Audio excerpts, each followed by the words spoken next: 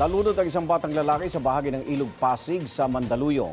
Dead on arrival siya sa ospital. Ay sa mga magulang ng bata, galing sa eskwelahan ng kanilang anak at nagkayayaan daw ng mga kaibigan na maligo sa ulan at sa ilog. May unang balita si EJ Gomez. Nagtitipon-tipon ang ilang residente sa gilid ng Ilog Pasig sa bahagi ng Barangay Barangay Itaas, Mandaluyong City hapon nitong Martes. Nakaabang sila sa rescue operations ng Philippine Coast Guard at Mandaluyong CDRRMO Fire and Rescue sa isang batang lalaki na nalunod umano sa ilog. Nagtulungan din ang ilang residente na hanapin ang nawawalang bata sa malalim na bahagi ng ilog ayon sa barangay. Medyo maitim, maburak, mahina yung current o yung daloy. And mababaw sa una, may mga bato. Pero pag mga siguro 2 hakbang, biglang lalim na siya hanggang dibdib na. Tumagal daw ng mahigit kalahating oras bago nakita ang 9 na taong gulang na lalaki. Ayan o!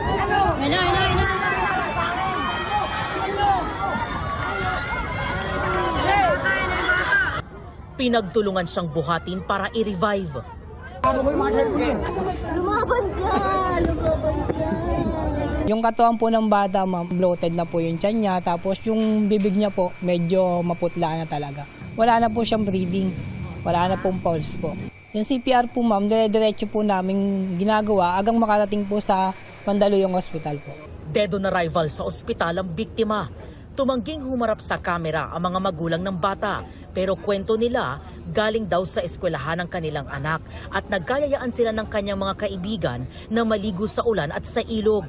Nalaman na lang daw nilang nalulunod na ang kanilang anak nang tawagin sila ng ilang residente.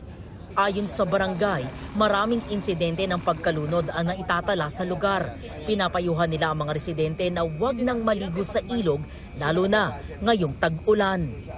Ito ang unang balita. EJ Gomez, GMA News.